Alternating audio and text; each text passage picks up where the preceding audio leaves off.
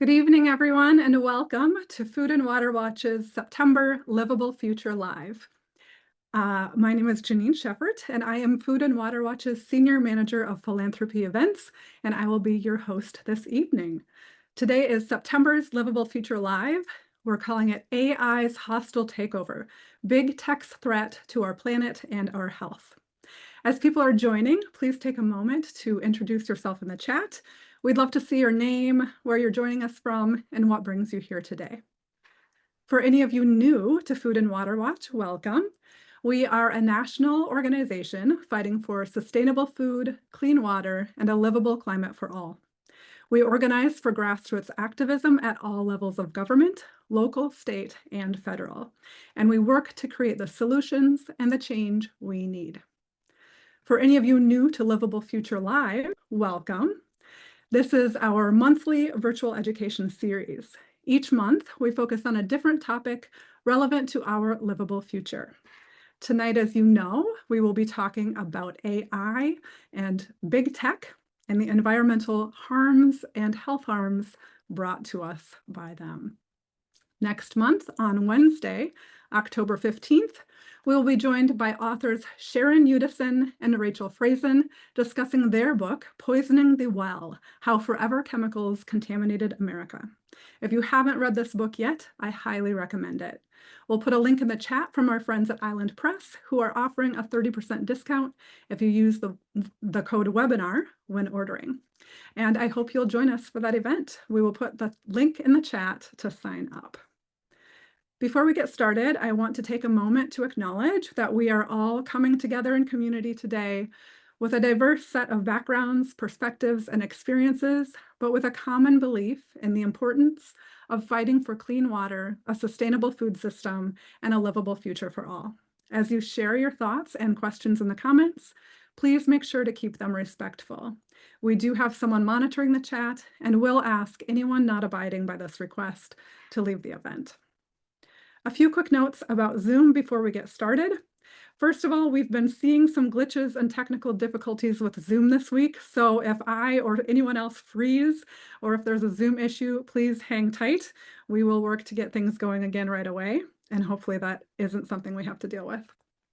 If you'd like to turn on closed captioning to add subtitles to your screen, click Show Captions in your Zoom toolbar, and we'll add instructions for that in the chat as well. Please use this chat box throughout the evening to share your thoughts and your reactions to what you're hearing.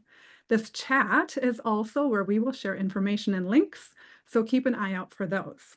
We love lots of chat, but if you don't want to see that chat popping up as we're presenting, you can click on the chat icon and remove the check mark next to Show Chat Previews. Or if you're on an iPhone, click the chat icon and then click the bell in the top right pop-up menu and mute notifications. And we'll put those instructions in the chat now. You'll also see a Q&A box. If you have questions for any of our speakers tonight, please put those in the Q&A box so we are sure to see them. We have set aside time near the end for Q&A. And finally, I am recording this event, and I will share the recording with you in an email that I send out tomorrow.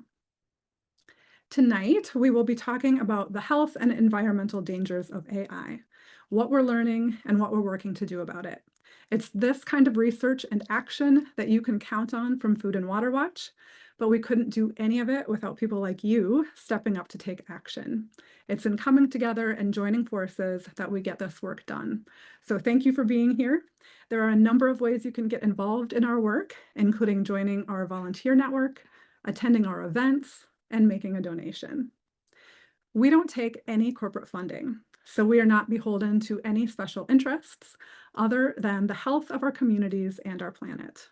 Our support comes from people like you. Every dollar you give helps us do the work we do. So thank you so much for your generosity. And with that, I'd like to introduce tonight's topic. We all grew up in a world where artificial intelligence, or AI, was the topic of futuristic books and movies. And in those stories, AI would so often go from helpful tool or companion to a cold overlord, taking over the human species and creating a new world of human subjugation.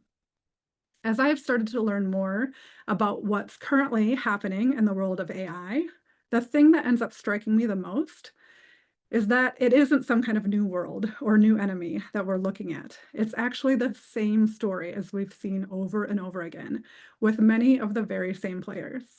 We aren't fighting a new technological being that has developed the desire to control us.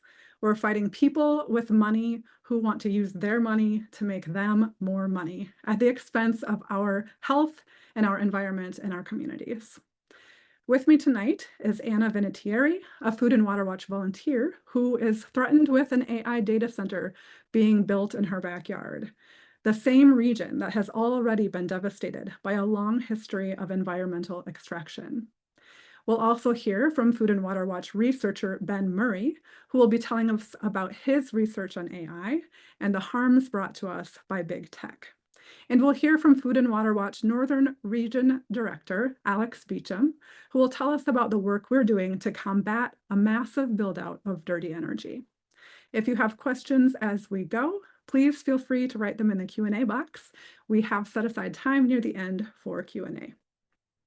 First up, I'd like to introduce Annie Vinatieri. Annie is a community advocate, a mother, a lover of all things nature, good food, and history. She says she is striving in her region to bring meaningful environmental change that will positively recast the future. Annie, thank you so much for being here today. Thanks for having me so much. Annie, by way of introduction, could you start off just by telling us where you're calling in from today? Sure. So I'm calling from a little semi-rural hamlet called Sugarloaf Township. I'm in Luzerne County, Pennsylvania. That's on the northeast side of the state. So I'm not super far from the Poconos, kind of between Scranton and Philly. Thank you. And we're talking tonight about AI data centers. What is it about the Sugarloaf Township that makes it so attractive to big tech? Well, there's a couple factors. One of them, I think, is that the geography of Pennsylvania is so attractive to developers because we have inexpensive land and we have a tremendous amount of water. And we also have an excess of electricity production. We're actually the number one producer and exporter of electricity within Pennsylvania, end over end since 2007. And we also have kind of a history of this type of thing in the area because of our coal mining, anthracite coal mining legacy, and other industries here. So this is an old story here for us in a way. It's just rebirthed in a different way. Yeah, and I know when we were talking previous to this, you had mentioned that anthracite coal mining and your study of history. Why is that relevant to our current discussion about AI data centers? Yeah, that's a great question. It's very relevant because of the many parallels that you find in any extractive industry, right? And so, an AI data center at face value might not seem like an extractive industry in the same way that let's say anthracite coal mining was. But there are a lot of parallels, namely a boom bust economy model, where we kind of come in, build up the town, build up the banks, extract or get what we want. And then when that technology becomes obsolete, people leave and they leave quickly. And there's not a lot of good things that are typically left. We also have a history of environmentally dubious practices here. And all of that combines to make a hollowed out and non-diverse workforce that's left, basically. And for us, that was when coal pulled out in the 1950s, and there was a switch to, the oil industry, essentially, the petrochemical industry overseas. And so there was a shift in the 50s and 60s. So that's left us with, just from the last revolution, industrial revolution, and fallout from that, we still, every day, a couple thousand yards from my house personally, we have the Nescapec Creek, which is polluted daily. There's on average 40 to 100,000 gallons, depending on the time of season and other factors, of acid mine drainage that are dumped into our watershed. That feeds into the Susquehanna River, which is a tributary to the Chesapeake Water Bay or the Chesapeake Bay watershed.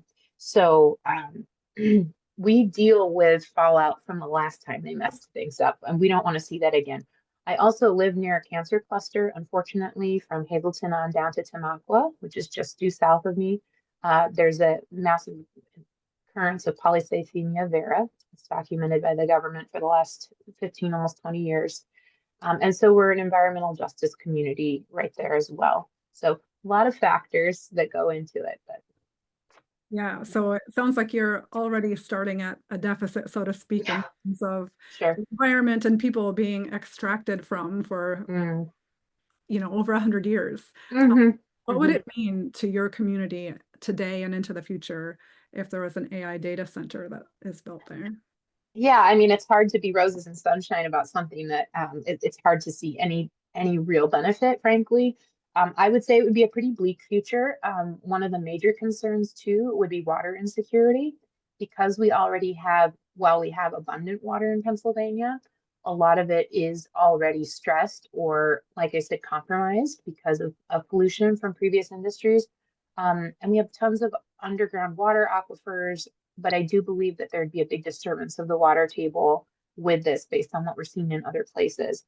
We also would have a soaring electric bills that a lot of working class folks can't afford. And then we would see an increase in air, land, and water pollution. And we believe, farmland would be decimated and our view sheds for sure would be gone. So yeah, yeah, unfortunately, it's not a happy answer. It's, yeah, it's not a happy answer. No. You've, you've likened this to the Industrial Revolution. Tell us Hmm. more about that comparison. Um, well, I think, with the Industrial Revolution, what happened was a lot of those coal barons packed up and left. And interestingly, some of those families still exist. They're involved in um, other extractive industries, other places. But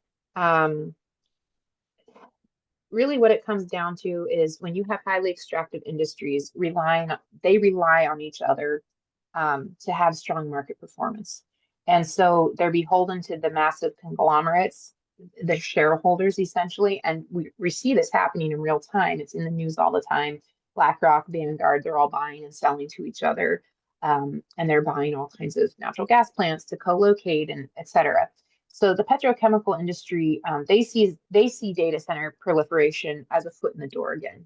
And so there's a lot of push for natural gas and coal-fired power plants that co-locate, like I said, backup diesel generators. I mean, you really just have, even the trades are kind of all being convinced that this is really good. So, the linemen and the contractors and the electricians, so they're kind of being promised construction jobs and this will be jobs. But then once it's all built up, there really won't be anything sustaining for them. So they're all lobbying hard for this.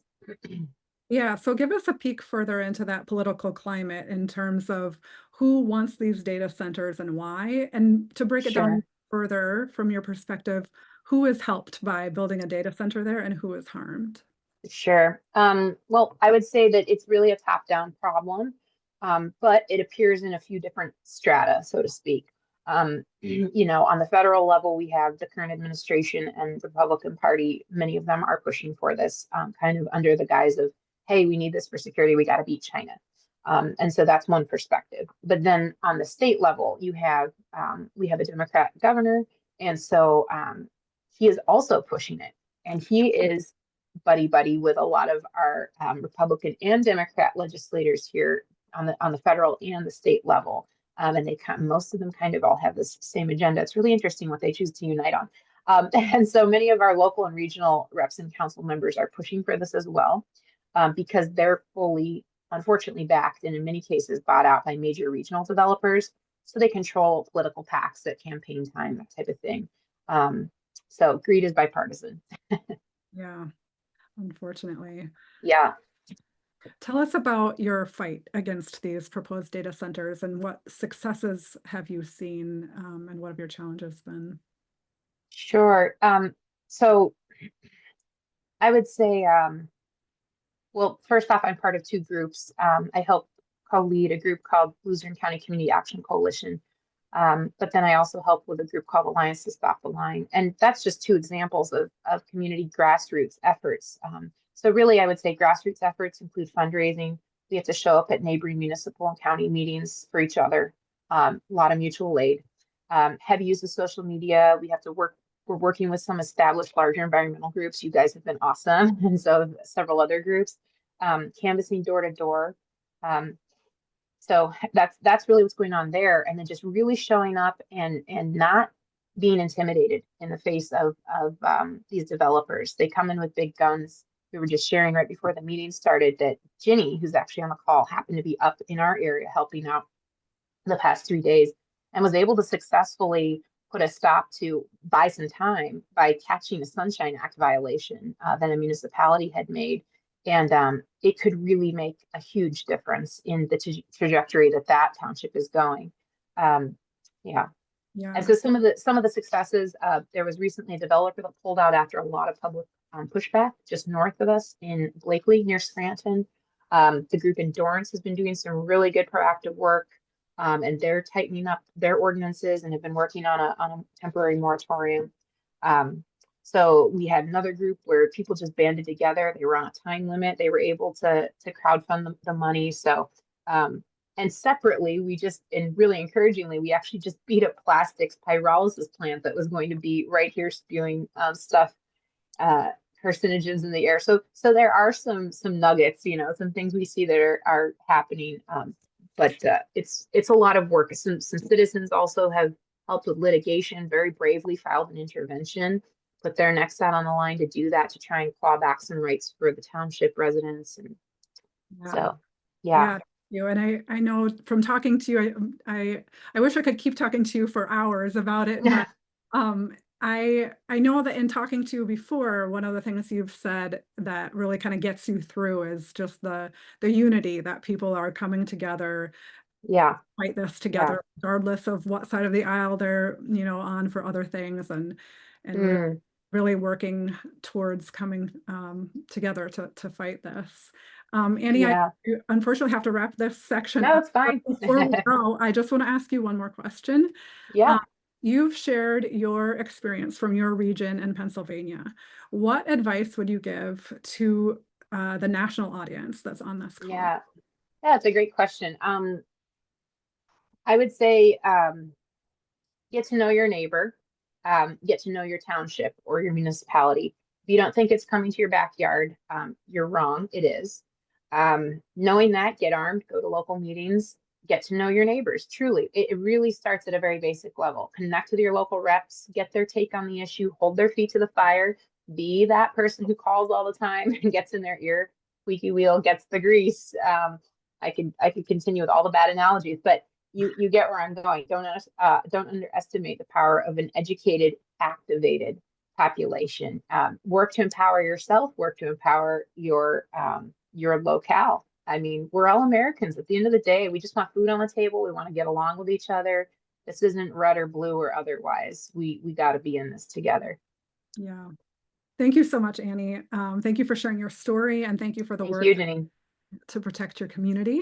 And thank you for reminding us of the importance and power of increasing our knowledge and coming together in community. Thanks so much. Appreciate it. Thank you. Continuing on with our education this evening, let's turn to Food and Water Watch researcher Ben Murray. Ben is a senior researcher at Food and Water Watch. His research covers issues such as water and energy use and financial and economic issues surrounding climate and agriculture. Tonight, Ben is going to tell us about his research into the environmental threats presented by AI data centers. And I will go ahead and hand it over to you, Ben. Great. Thanks, Janine. I'm guessing everyone can see my screen.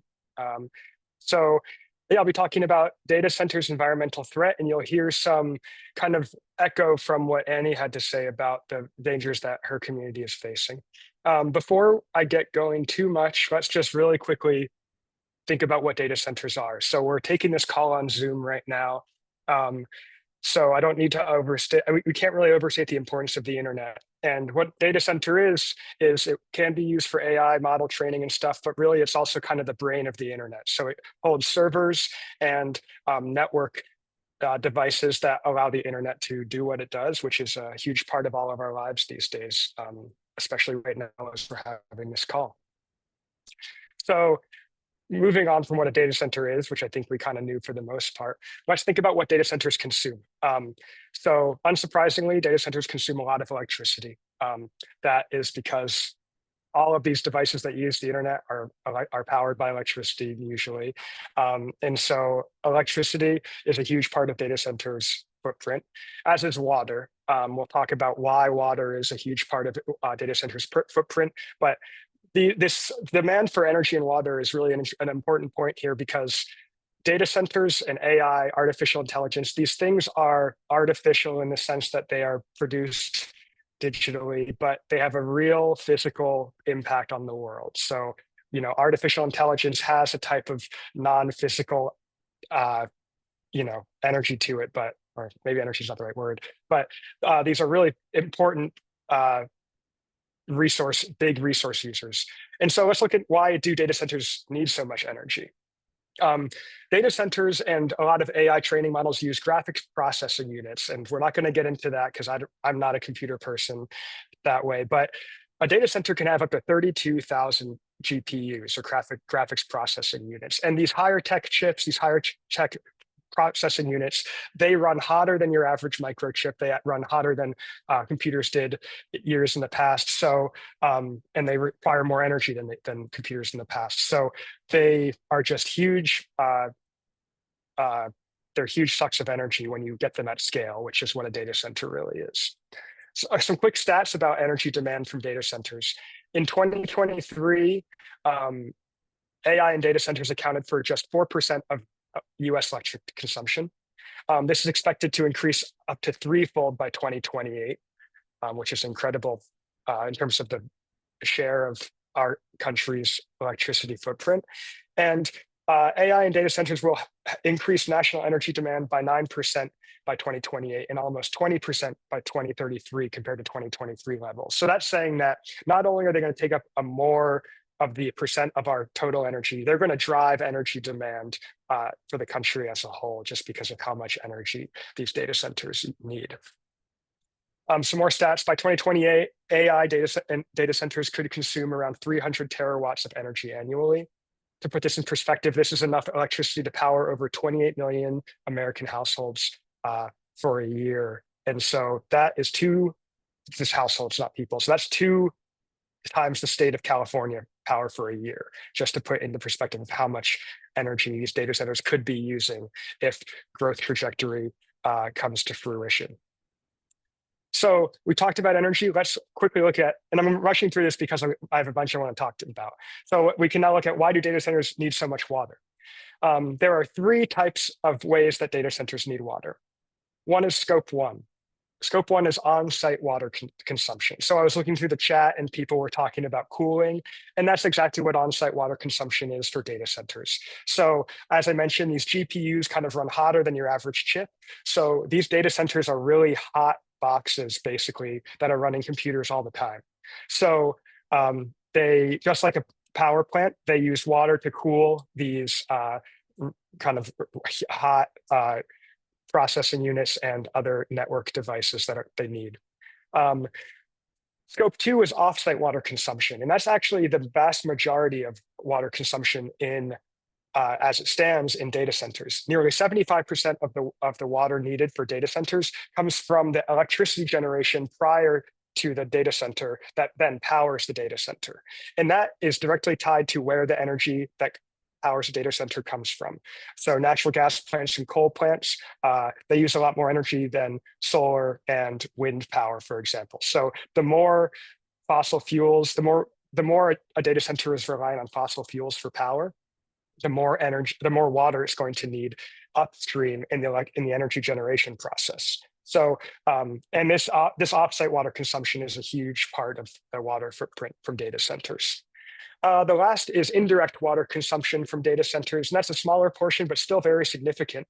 And that can be anything from the manufacturing of the devices and chips that are in the data center. Those are, as you can imagine, any manufacturing process requires water, whether it's for the power or the actual manufacturing.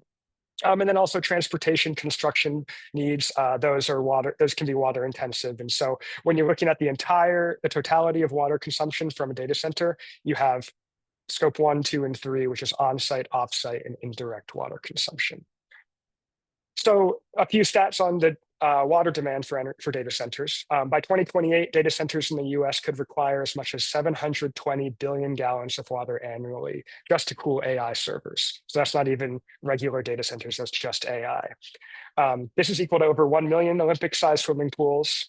And this is enough water to meet the indoor needs of 18.5 American households, so more than the people in the state of California.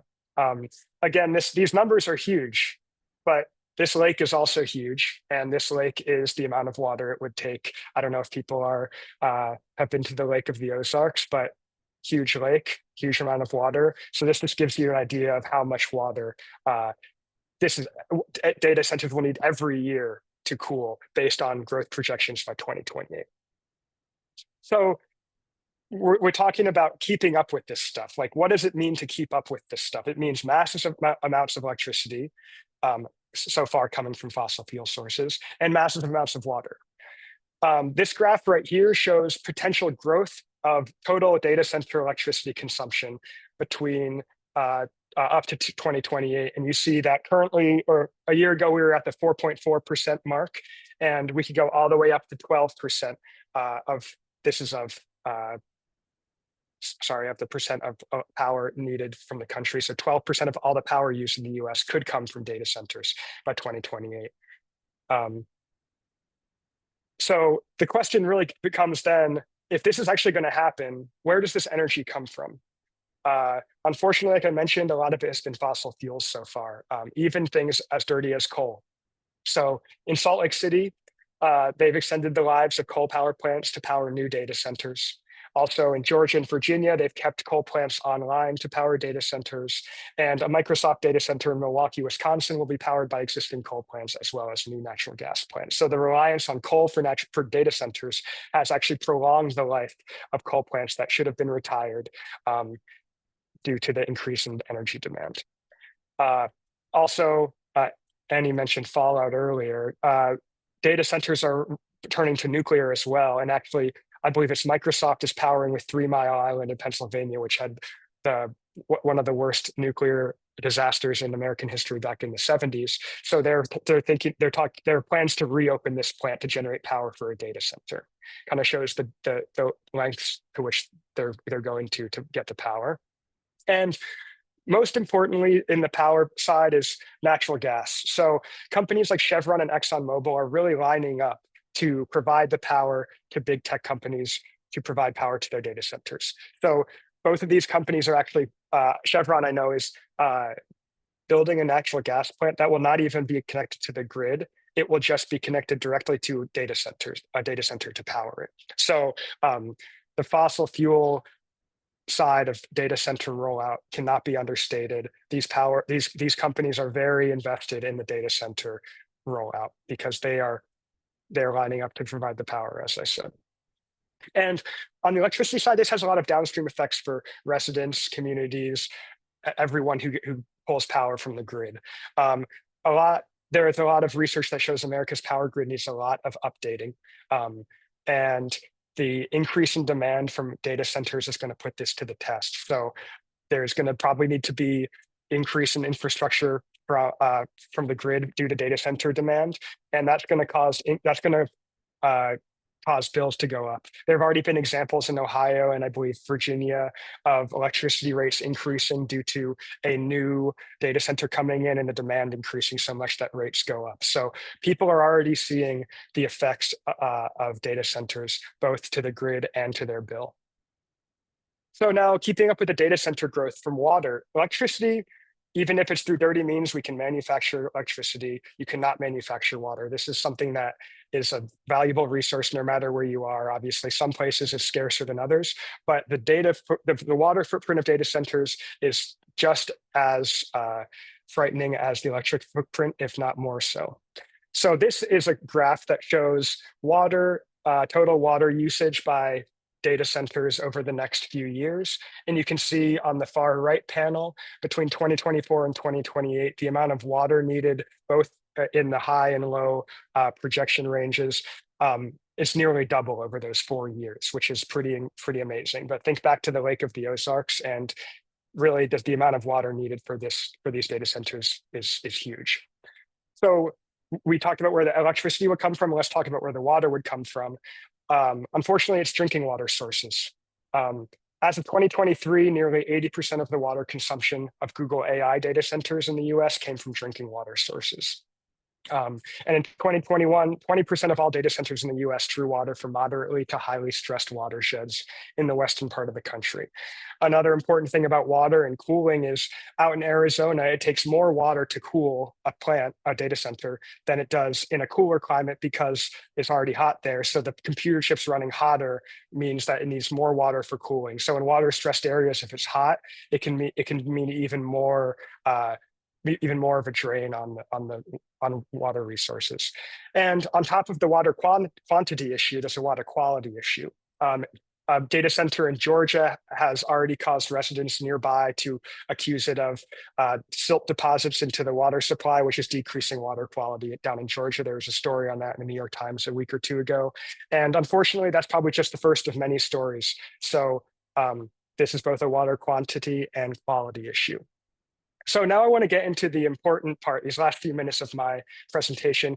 And again, I'm going to be echoing some things Annie said, but they really cannot be overstated, which is what role does big tech play? What role does big oil play? What role does the government, the Trump administration play? So unsurprisingly, big tech is seeking short-term profits, downplaying the environmental effects. And we know what that is usually referred to as.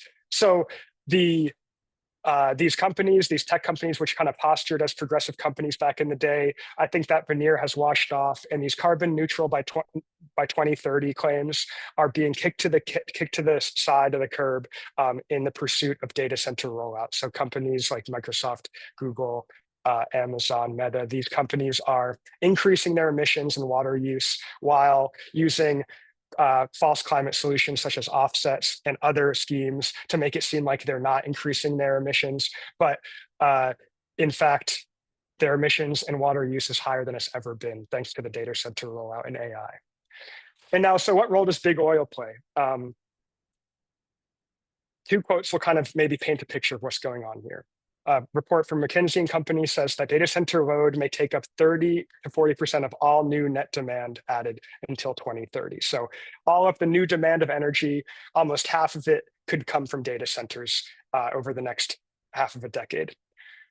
Also, the International Energy Agency estimates that between 2024 and 2030, nearly 50% of the additional electricity generated for data centers comes from fossil fuels. So if you kind of think about these two quotes together, what it really says to me, and what it said to a lot of people I've spoken to about this issue, is that data center rollout and AI rollout is for both of these groups of people, big oil and big tech. And if you take one thing away from my presentation, I believe it should be big tech needs big oil to provide the energy for data centers, just as much as big oil needs big tech to provide an increase in energy demand. So the increase in energy demand from big tech allows big oil to increase fossil fuel infrastructure, whether it's keeping coal plants open, expanding natural gas production, building new gas plants that only power data centers. The point is, tech needs this just as oil needs this. These are kind of the same actors here at this, which I think is a really important point, and I want to make sure I hit that home. And then how about the Trump administration? We hear a lot about that. That's kind of why it's been in the news a lot over the past few months, because the Trump's data center rollout plan. Here is a picture of Trump, I guess, bragging about a data center the size of Manhattan, which seems like the most dystopian thing, but it's still there. So US, so here's a headline from a few days or a few months ago. US should default to yes on projects, says Federal Permitting Council lead.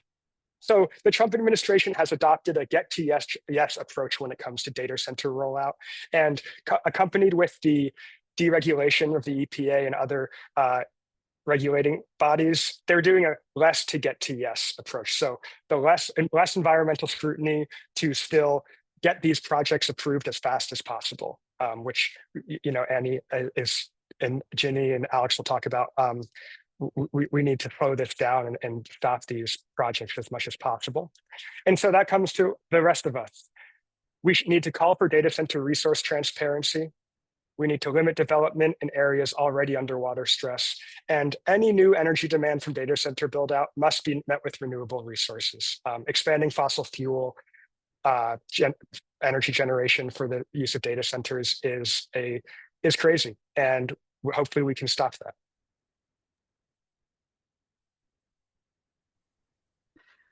Thank you, Ben, for this very sobering overview of your research on AI data centers. Thanks for sharing. Next up, we have Alex Beecham. Alex is Food and Water Watch's Northern Region Director, and tonight he's going to tell us what we're watching out for, what he's seeing in New York, and what we're doing to prevent a massive dirty energy build-out. Again, if you have questions as you go, please go ahead and put them in the Q&A, and I will hand it to you, Alex. Great. You guys can see that, right? I assume so. Cool. Well, yeah, thank you so much for having me. And it's so exciting to have so many folks on a call to talk about data centers. So awesome to be here with all of you. So I actually liked Ben's handshake slide better than my first slide here, but I want to talk a little bit about what we're seeing on the ground, both in New York and really around the country. And it is, you know, really what Ben just described, right? So as we have politicians kind of across the ideological spectrum embracing data centers as kind of the economic future, you're seeing a huge shift towards building more dirty energy. So yeah, I'll talk, I think, oh, sorry, excuse me. I'll talk mainly about New York. So what we're doing here, or we're doing in New York, is fighting this on kind of two levels. So, or three levels maybe. So we talked earlier tonight, Annie talked about kind of the first thing, right? Which is just like stopping these things as they're proposed on the ground. That's critically important. And we're really involved in that work, particularly in Pennsylvania, where there's been such a big push. And I'm really psyched to work with the team there. In New York, we're kind of seeing like a couple downstream effects that I want to talk a little bit about tonight. One is this giant push to expand fracked gas infrastructure. And it's really a shift from what we've seen in previous years, and a shift, I think, driven largely by this kind of AI hype machine.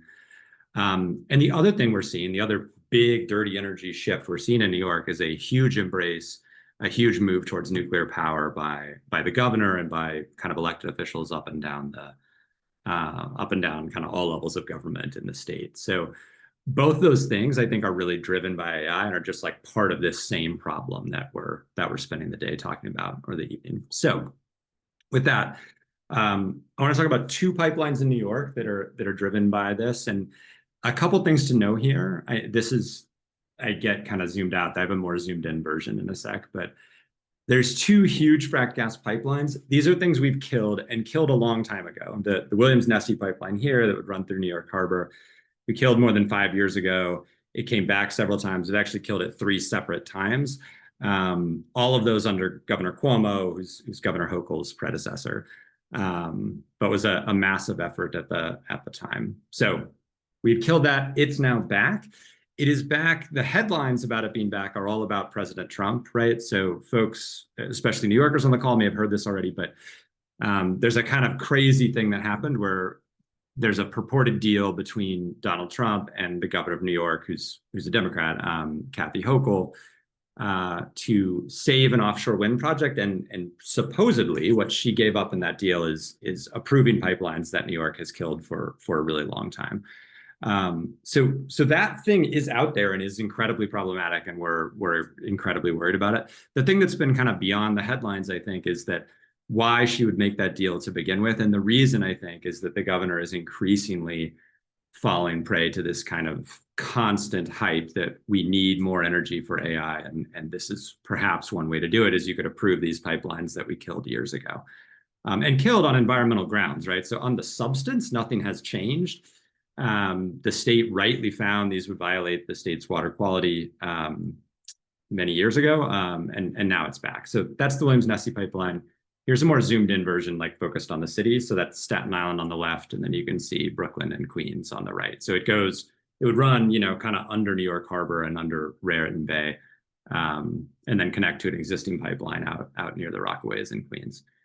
So that's that project. Huge water quality impacts. I won't bore you with all the reasons we should reject it yet again, but I'm just saying here is like a real life example of a governor really flipping, I think, on where she's at on expanding gas infrastructure. The other one is the Constitution pipeline. So this runs from Pennsylvania all the way through New York. This we killed even longer. This was the first big interstate pipeline that New York rejected after we banned fracking. So that's way back in 2016. People probably know this intuitively, but that's before the first Trump administration. This is a really, really long time ago. Just an awful project. It would have gone through a huge swath of Pennsylvania and then the southern tier of New York, and then ultimately into central New York, where there's several pipelines that can connect to. So we killed it all those years ago.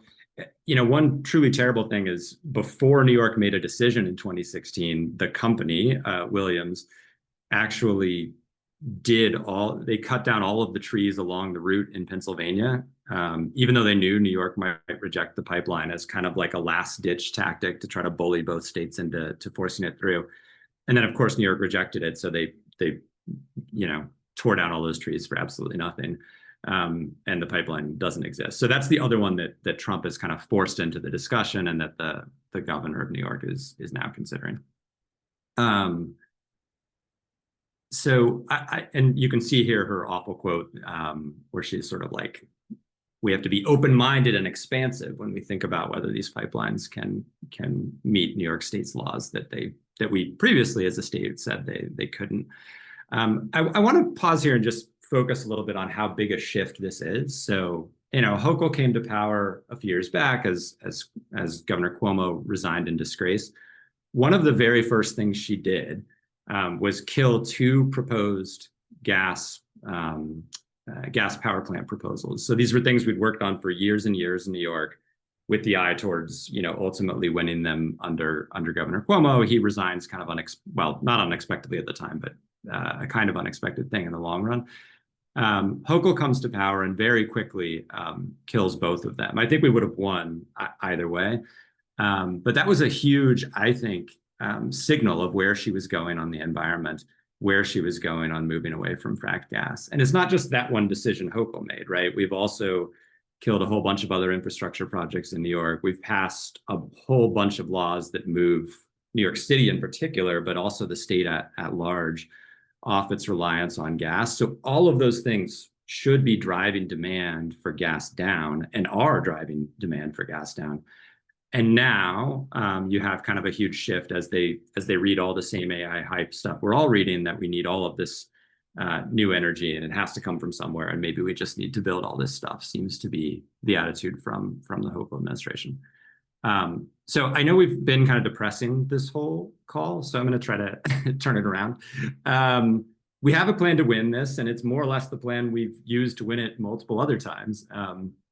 We've flooded her office with calls. We've ramped up this massive bird dog effort where we're everywhere the governor goes. There's a huge crowd of people urging her to reject this. Folks were at the Labor Day parade. They were at the West Indian Day parade. She's actually having an event tomorrow that a bunch of folks will be at.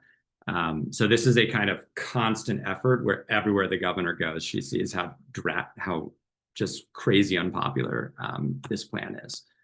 We're also in the streets kind of all the time. So to give you a sense of the scope, I was kind of laughing on the New York organizing call today, because there was a massive rally on Long Island this weekend. There was a huge action last night in Poughkeepsie. There is a big thing going on more or less right now in Brooklyn. It might be over by now, but there was a big protest at the energy plan here. And there's this other effort tomorrow I just mentioned. There really is like a thing every day. There's a kind of constant drumbeat urging her to reject this stuff. And we're doing that all over the state, right? So this isn't just a city thing or along the pipeline route. This is everywhere. here's a massive march we did a month or so back across the Brooklyn Bridge. Over 500 New Yorkers were there. The guy second from the right is Antonio Delgado, who is the lieutenant governor of the state, who's been very, very supportive. He's standing next to an assembly member. We have elected officials across the board coming out and saying we shouldn't make this deal with Trump. We shouldn't build this thing. So that's all exciting to see. The organizing's been really, really, really strong, and I think will continue to get stronger as the campaign goes. So that effort is like heating up right now, right? Supposedly the governor will make a decision sometime this fall on, well, actually on both pipelines, but on Nessie first, and then probably on Constitution after. So that's all that kind of like fracked gas push, right? And I think AI is really what's driving a lot of that push. The second thing that's happening, though, is a huge embrace of nuclear power that the governor's been engaged in for at least a year and a little longer than that. So this slide's probably too busy, but this is just like a very small sample of headlines of recent weeks and months of the governor pushing nuclear power kind of everywhere that she can. In fact, just this week or this weekend, there was a report that Holtec is the company that owns Indian Point. So Indian Point is one of the nuclear plants that New York has successfully shut down. It's in Westchester County, right outside New York City. It's a crazy place to build a nuclear power plant. It's one of the most densely populated areas of the entire country. It also is built on top of a fault line. There's also a fracked gas pipeline that runs right next to it. So there's all these reasons we should have shut it down, and people fought, including us at Food and Water Watch, fought for decades to make it happen. So anyway, that Politico story is Holtec saying, and I'm not exaggerating, this isn't me saying like gazillion, this is what the company actually said. They said if the state would give us something on the order of $10 billion, we could think about reopening Indian Point and producing nuclear power there again. So just to give a sense of how unaffordable this power would be if they were able to build it. But all of that stuff is driven by AI. The governor, I think, on one hand is talking about keeping the lights on, and then almost in the next breath says, we need to build this stuff to attract business investment in the state and really to attract AI data centers to the state. So they sort of like to talk about this being about reliability and about your lights. The push isn't really about our lights, right? The push is about keeping the data centers online, or rather attracting the data centers in this kind of competition with other states. So yeah, again, a kind of clear reversal. I mean, Indian Point took forever to shut down, but it was shut down. We're not building new nuclear power plants almost anywhere in the country, so New York's not unique in this. But if we go down this route, it would be a huge reversal from the way the state has operated for decades.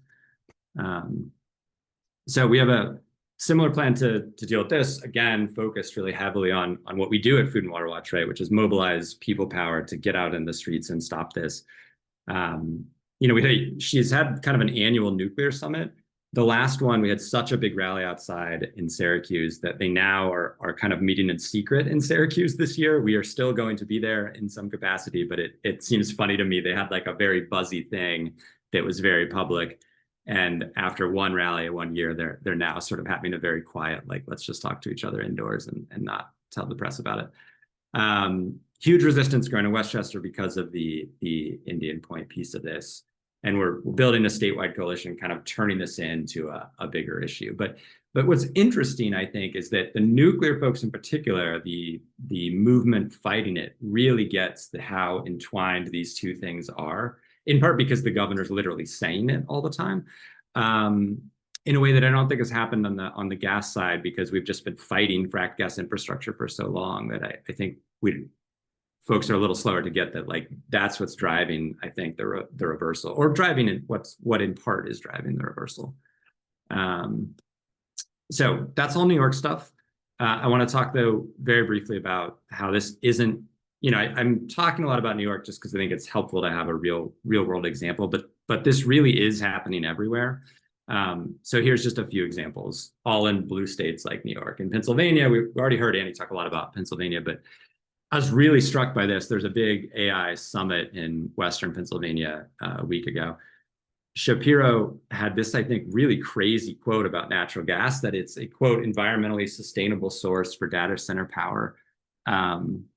Which just as nuts, and particularly nuts from a governor who at one time was quite critical of fracked gas extraction, now sort of just declaring it's sustainable, when we all of course know that it's not.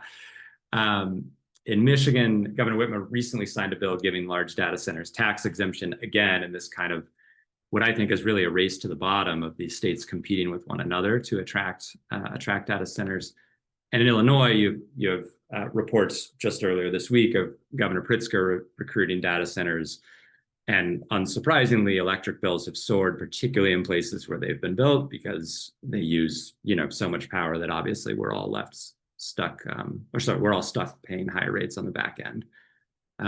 So yeah, not just New York.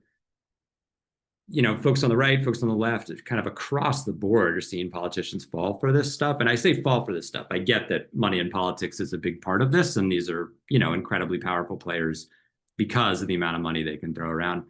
I will say also, though, I think, with the people-powered movement, we can turn the tide. That's really what we're doing daily at Food and Water Watch, and certainly what we're doing in these states. So yeah, I think that's all I have. Thank you so much, Alex, for that overview. It sounds like we have a lot of work to do, but like you said, we're no strangers to work or fighting and winning against the odds. For everyone on the call, please follow the links in our chat to learn more about the research that we're doing and keep up with what we're doing. Donate to help support the fight. We'll have a petition in the chat that you can sign and send to Congress to tell them to stop the AI threat to our water. And we'll send all of this in an email tomorrow as well. Let's use the remaining few minutes for our Q&A. I know there's a lot of questions that have come in. We'll get to as many as we can, but we'll bring Ben and Annie back on here as well and start asking some of these questions. Thanks for all the great questions that have come in. Let's start with this one. There's so many good ones, sorry. Let's see. One of the questions that came in a few times is what happens to the water after it's been used to cool a data center? Yeah, I can take this. Some numbers from some Google-owned AI data centers. Only 20% of the water remains. So that with water, there's water withdrawal and water consumption. Consumption is the water that is evaporated after withdrawal. And so in Google data centers, they evaporate 80% of the water that they withdraw. So they're only discharging 1/5 of the water they withdraw. Once the water is discharged, it usually goes through a cleaning process or is just dumped back into their source it comes from. That comes with issues of the water is discharged at a higher temperature, so that can harm wildlife and other aquatic ecosystems.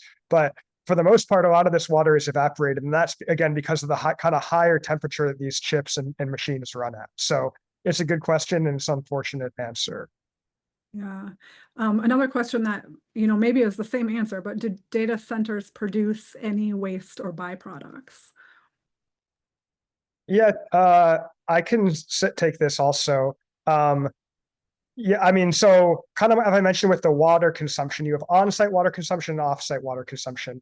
And so you could think like the power generated for a data center is producing huge carbon emissions. The data center itself is producing heat, which can be not good, but also they produce sounds, which can be very annoying for the people. I mean, annoying is maybe too small of a word, but I was talking to a reporter a few weeks ago who said that there's a train station in DC that has been basically empty for the past few months because of a data center that opened recently. And so people don't like waiting for the train at that stop because it's so loud.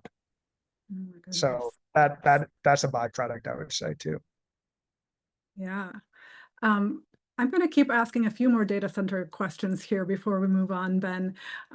But a lot of people are asking, is there a scenario in which data centers can be fully powered by renewables, or are there alternative ways to reduce water uses that we should be advocating for? In terms of water use, there are different types of cooling you can do, but those are a less water intensive cooling process usually means more energy intensive. That's both at the energy plant level and the data center level. So it's a trade-off. And again, if the power is coming from fossil fuels, that's a water intensive process. So just because you're using a not as water intensive cooling process at the data center level, it's going to require more energy, which is going to still be using water. Yeah. Yeah, thank you. And I know there's a question that came in about information about how many data centers currently exist. I think there's a tracker that we'll put in the chat here so you can see that. Let's move on to a few questions about specific things happening in Pennsylvania. One of the questions here is, how can we oppose massive AI investments and development planned for Western PA? And I think part of the question here that's come in quite a bit is, what can individuals do if they want to fight this? I would be happy to jump in on this. So I'm on the eastern side of the state, but a lot of similarities to our western folks over there. We find that though they don't always say it, Pennsylvania, the legislature, they are very sensitive to public interaction. So I'll find this out, you know, through contacts, through connections in the lobbying world or friends I have in other parts of the world, where we'll kind of be getting like a very tepid response, almost no response. But then I'll hear, you know, oh, somebody was at a fundraiser and sat next to Senator so-and-so, and they're really peeved right now because people have been calling their office nonstop and it's really starting to bother them. So we know, like, low key, these things work, and it sounds simple and old school, but sometimes, again, back to my analogy before, squeaky wheel gets the grease. They're not used to the public calling them on the carpet. They get elected, they take it for, you know, they take advantage of that, or they take that for granted. So that's my wordy answer, but that would be one component of how to do it. Truly public pressure. Plug into any of your local groups, talk to folks in Food and Water Watch, talk to other groups, see who's fighting what, and join up with them. Yeah, you know, that's a good point. One way that's really happened in Pennsylvania recently is we've been heavily involved, and I imagine you have also, Annie, but we've been really involved in this effort to stop an attempt to fast track gas projects on local communities. I think that's really driven by this same AI thing, right? Like, they're trying to build out more fracked gas power plants to power all of this stuff. So anyway, they tried to shove a thing through the legislature, and I really do mean that, right? Like, they tried to do it sneakily in the budget and get it through. And through a bunch of public pressure, a whole bunch of legislators in Pennsylvania came off that bill. And to date, we have killed it. Pennsylvania still hasn't passed a budget, which is a whole other longer story. But so, you know, we're not out of the woods yet, but I think we are on much safer ground. And it really is due to the exact kind of organizing you just mentioned. Like, that is what made it happen. And, you know, that fight's not over. We're going to have to keep fighting it, whether it's in the budget or later this year. But that, I think, was just a sort of really exciting moment, because you could really tell in real time, like, oh, they're reacting to public pressure, and all this stuff, you know, actually works, which was cool. Yeah, agreed. Unfortunately, we are coming up against time already. So I know there are a lot of questions we didn't get to. We will, again, be sending out an email with links and a lot more information tomorrow. So for now, let me thank you all for sending in these great questions. Thank you for being here. Please join me in thanking Annie Vinatieri for sharing her story with us. And thank you to Alex and to Ben for sharing your research and your work here as well. As we have talked about this evening, we will continue to face big challenges in this fight on the national scene, and we will continue to fight big tech and dirty energy that is putting their profits before our health and environment. This kind of fight is exactly what Food and Water Watch does and will continue to do. If you'd like to increase the impact we can have, please consider making a donation today. Your gift today will help us continue to get this work done. As I said before, we don't take any corporate funding, so we are not beholden to any special interests other than the health of our communities and our planet. Our support comes from people like you, and a gift today will help us continue to do this important work.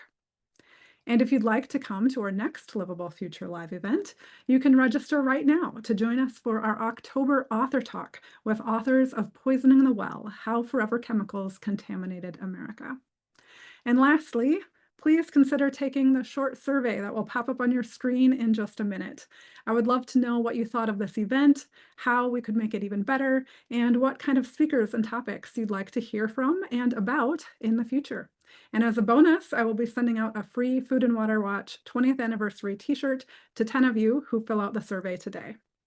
Thank you again for joining me tonight. Please watch your email inboxes. I will be sending out the recording and information from this event tomorrow. Take care and see you next time.